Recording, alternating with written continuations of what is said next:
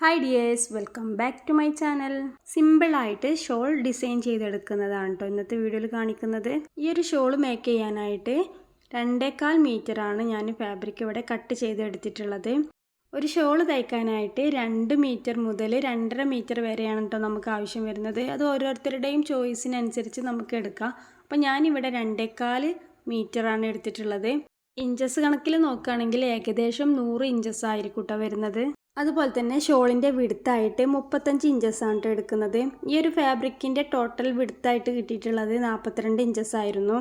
അപ്പോൾ അത്രയും ലെങ്ത്ത് നമുക്ക് വിഡ്ത്തായിട്ട് വേണ്ട കേട്ടോ. അപ്പോൾ ഞാനത് ഒരു 7 ഇഞ്ചോളം കട്ട് ചെയ്ത് മാറ്റിയിട്ട് 4 സൈഡും ഇതുപോലെ ഒന്ന് സ്റ്റിച്ച് ചെയ്തെടുത്തിട്ടുണ്ട് കേട്ടോ. രണ്ടായിട്ടൊന്ന് മടക്കി തയ്ച്ചെടുത്തിട്ടുണ്ട് 4 സൈഡിലും. അപ്പോൾ നമ്മൾ സ്കാലപ്പ് വർക്കാണെങ്കിൽ അങ്ങനെ ചെയ്തെടുക്കേണ്ട ആവശ്യമില്ല. ഇത് ഞാൻ വേറെ ഡിസൈനിലായിട്ടാണ് ചെയ്തെടുക്കുന്നത്. എംബ്രോയ്ഡറി വർക്കൊക്കെ ചെയ്തെടുക്കുന്നുണ്ട് ഈ ഒരു ഷോളിൽ. അപ്പോൾ ഷോളിൻ്റെ വിഡ്ത്തും ലെങ്ത്തൊക്കെ ഇവിടെ കണക്കാക്കിയിട്ട് 4 സൈഡും സ്റ്റിച്ച് ചെയ്തെടുത്തിട്ടുണ്ട് കേട്ടോ. തയ്യൽ തുമ്പൊന്ന് മടക്കി തയ്ച്ചെടുത്തിട്ടുണ്ട്. ഇനി നമുക്ക് റാൻഡംലി അവിടെ ഇവിടെയൊക്കെ ആയിട്ട് ഒന്ന് മാർക്ക് ചെയ്തെടുക്കാം. ഈ ഒരു മാർക്ക് ചെയ്തെടുക്കുന്ന ഏരിയയിലൊക്കെ ഞാൻ ചെറിയൊരു എംബ്രോയ്ഡറി വർക്ക് ചെയ്തെടുക്കുന്നുണ്ട് കേട്ടോ. കട്ട് ബീഡ്സും സീക്വൻസും ഉപയോഗിച്ചിട്ട് ചെറിയതായിട്ടൊന്ന് ഡിസൈൻ ചെയ്തെടുക്കുന്നുണ്ട്. അപ്പോൾ ഞാനിത് ഏകദേശം ഒരു ഐഡിയ വെച്ചിട്ട് ചെയ്തെടുക്കുകയാണ്. നിങ്ങൾക്ക് വേണമെങ്കിൽ ഇഞ്ചസ് കണക്കാക്കിയിട്ട് അങ്ങനെ ടേപ്പ് ഉപയോഗിച്ചിട്ടൊക്കെ മാർക്ക് ചെയ്തെടുക്കാം. അപ്പോൾ ഞാൻ അതൊന്നുമില്ലാതെ തന്നെ ഫ്രീ ഹാൻഡഡ് ആയിട്ടൊന്ന് ചെയ്തെടുക്കുന്നുണ്ട്. അപ്പോൾ ഞാൻ ഷോളിൻ്റെ എല്ലാ ഭാഗത്തും ഇതുപോലെ ഒന്ന് മാർക്ക് ചെയ്തെടുത്തിട്ടുണ്ട് കേട്ടോ. എന്നിട്ട് നമുക്ക് ആ ഒരു ഭാഗത്ത് എംബ്രോയ്ഡറി റിങ് ഉപയോഗിച്ചിട്ട് ഇതുപോലെ ഒന്ന് ടൈറ്റ് ചെയ്ത് വെക്കാം.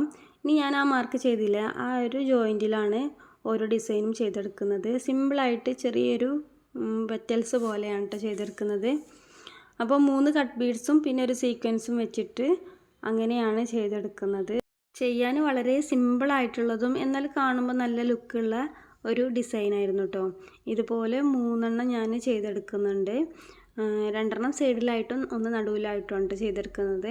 ഒരു ഫ്ലവർ നിൽക്കുന്നത് പോലെയാണ് നമുക്ക് ഫീൽ ചെയ്യുന്നത്.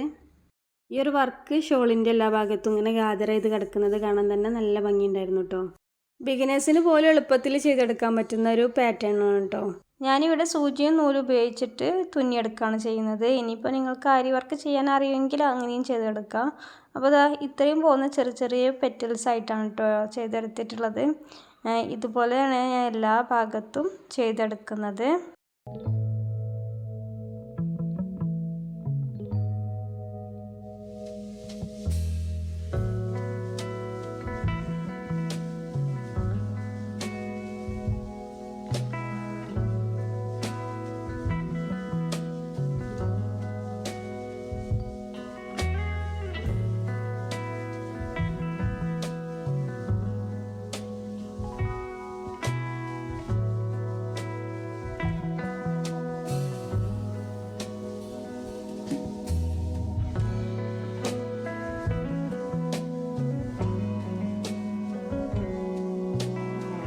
ഇപ്പോൾ ഇതാ ഷോളിൽ മുഴുവനായിട്ടും ഞാൻ ഈ ഒരു ഡിസൈൻ ചെയ്തെടുത്തിട്ടുണ്ട്.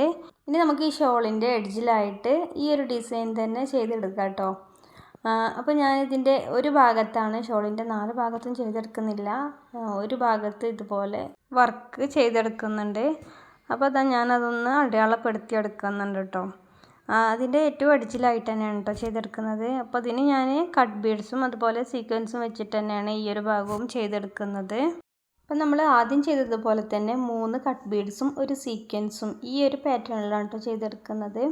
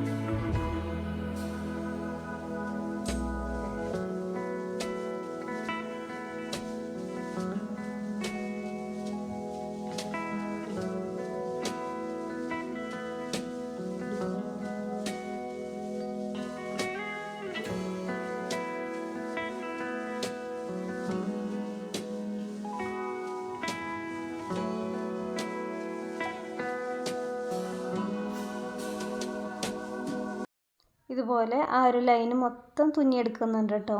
ഇനി നിങ്ങൾക്ക് വേണമെങ്കിൽ 4 സൈഡിലും അങ്ങനെയും ചെയ്തെടുക്കാം. നല്ല ഭംഗിയുണ്ടായിരുന്നു കാണാനും ചെയ്യാനും. നല്ല സിമ്പിളായിട്ടുള്ള ഒരു പാറ്റേൺ ആയിരുന്നു കേട്ടോ. നല്ല പെർഫെക്റ്റ് ആയിട്ടുള്ള ഫിനിഷിങ്ങും ഉണ്ടായിരുന്നു. അപ്പോൾ ഇതാണ് ഷോളിൻ്റെ ഫൈനൽ ലുക്ക് വരുന്നത്. ഒരു സൈഡിൽ മാത്രമാണ് കേട്ടോ ഞാനിത് ചെയ്തെടുത്തിട്ടുള്ളത്. ആ ഒരു ചുരിദാറിലേക്ക് മാച്ച് ആക്കിക്കൊണ്ടാണ് കേട്ടോ ഞാൻ ഈ ഒരു വർക്കും ചെയ്തെടുത്തിട്ടുള്ളത്.